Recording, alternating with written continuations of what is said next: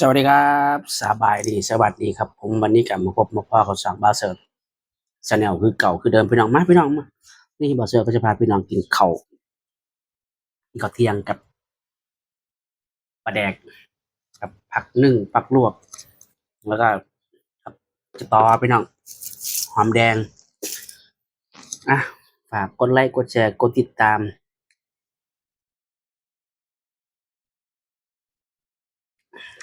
คลิปนี้กะขอกินก่อนทุกคนเนาะกินก่อนกินจ้ะเดี๋ยวบาเสิร์จีเบานะพี่น้องเนาะเฮากินก็เฮาบ่ได้แบบอันนั้นพี่น้องเอ้ยกินเพื่ออยู่ได้พี่น้อง กินเพื่อมันอิ่มกินหยังก็ได้พี่น้องบ่ต้องคิดหยังมากเรื่องกินนะแต่เรื่องไปข้างนอกนี่นะพี่น้องไปเที่ยวไปเล่นเนี่ยเฮาบ่มีเงินพี่น้องบ่มีงบอีกอย่างก็เพื่อใช้จ่ายเด้บาดนี้ใช้จ่ายค่ารถอืมค่ารถแล้วก็ค่าอยู่ค่ากินอีกนี่บัดนี้ไปเที่ยวเนาะอืมคือถ้าไปเห็นแบบความสวยความงามความสะอาดสะอ้างในหูในตามีหลายๆคนมีหลายๆคนนะทุกคนมีหลายๆคนนะ อาจจะเบื่อนะอาจจะเบื่อนะคลิปบาวเสิร์ตนะบาวเสิร์ตก็มีแต่คลิปกินให้จังไดทุกคนขอโทษขออภัยพี่น้องครับบอกกินเฮากันบ่มีคลิปจะลงเนี่ยจะเอาคลิปหยังพี่น้องเฮาก็เฮ็ดหยังบ่เป็นพี่น้องเฮาแบบว่าเอารูปคนแบบว่าขอโทษขออภัยเด้อว่าผิดจังไดก็เอาคลิปคนอื่นแบบว่ามาหยังก็เอิ้นว่าหยังวะบาวเสิร์ตก็เรียกบ่ถูกพี่น้องพี่น้องจะได้กินข้าวเป็นก่อนนี่สตรอเบอร์รี่ไม่ใช่มักจะตออืมสตรอเบอร์รี่ว่า กินหยังก็ได้พี่น้องทำอิ่มก็พอบ่ต้องคิดหยังมากพี่น้องเลือกอยู่ของกินน่ะแต่นี่คิดเรื่องเงินพี่น้องเรื่องเงินเรื่องคำถ้ามีเงินน่ะไปไสก็ได้อีกอย่างก็เราต้องใช้จ่ายแม่นบ่ไปเที่ยวไปเล่นข้างนอกบัดอยู่นี่บัดอยู่ห้องบัดทำงานบัดกินหยังก็ได้ถ้าอยากให้บัดเซิงเที่ยวใช้เล่นใช้แบบว่าไปสัมผัสที่ไหนก็สามารถกดไลก์กดแชร์กดติดตามกดกระดิ่งแจ้งเตือนเพื่อให้ข่าวโฆษณาพี่น้องพลาดตรงนี้ก็ขอโทษขออภัยพี่น้องเอ้ยไม่ได้ประเสริฐกัน งบไม่มี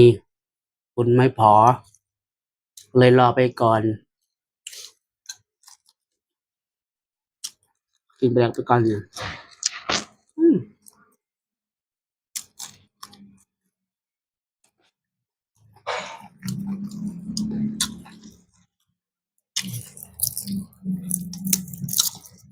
ไปข้างนอกก็ต้องมาใช้จ่ายอีก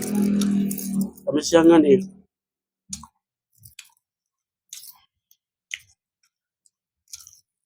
อาจจะเบื่ออาจจะบางคนก็14หลายๆคนก็อาจจะคลิปพ่อใหญ่นี่มีแต่คลิปกินก็แม่นคลิปกินพี่น้องเอ้ยบ่ได้ไปไสเขาบ่ได้ไปเที่ยวไส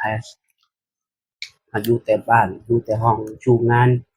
ทำมาหาอันนั้นทำงานทำการพี่น้องจันทร์ถึงอาทิตย์เลยอดใจรอไว้เด้อเบื่อก็ได้แต่ฮอทุนบ่มีงบไม่มีอืม กินก็แซ่บพี่น้องอิ่มถ้าอยากก็กินหยังก็ได้หมด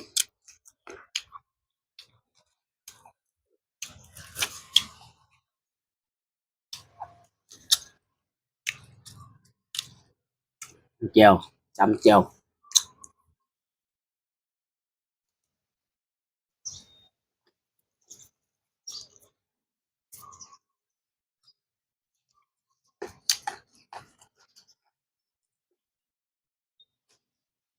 เผ็ด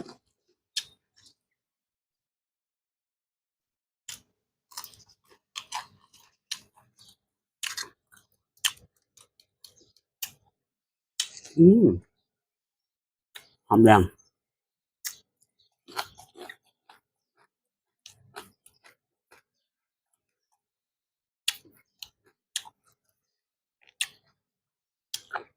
ทำไมบุญพยักเต็มคืนบุญ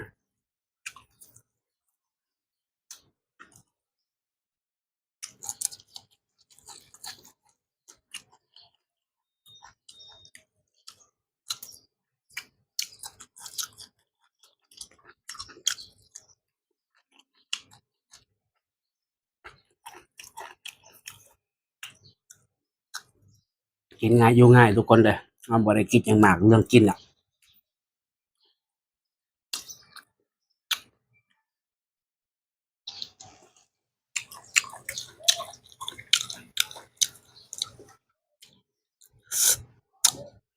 จะไปข้างนอกไปเที่ยวไปเล่นกันเงินบ่มีในกระเป๋าไปหน่อยเลยเงินบ่พอไปงบบ่พอตัวเอาเงินที่เราเก็บไว้ซื้อกินน่ะเราไปเที่ยวแล้วว่าเรากลับมาแล้วเราเอาเงินใช้ซื้อกินบาดนี้หมดเลยได้เงินใช้ไปเที่ยวหมดแล้ว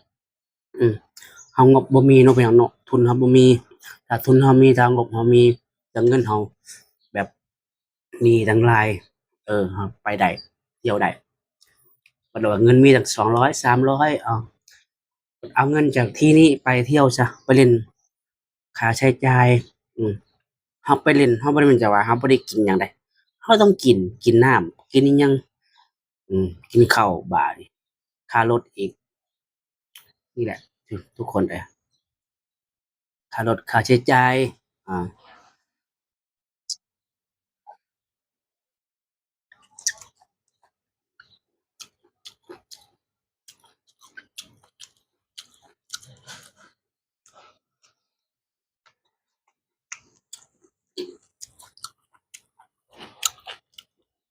จังใดก็ฝากกดไลค์กดแชร์ให้นำนะครับผมกดติดตามให้นำกดกระดิ่งแจ้งเตือน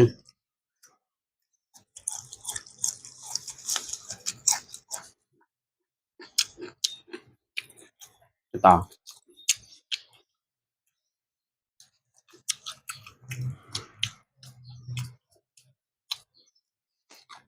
อืมนี่อ่ะพี่น้องของกินแบบบ้านๆแบบธรรมชาติไม่มีพยาธิ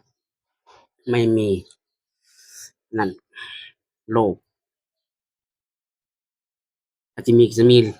ปลาแดกกันแหละพอปลาแดกดิบเป็นปลาแดกได้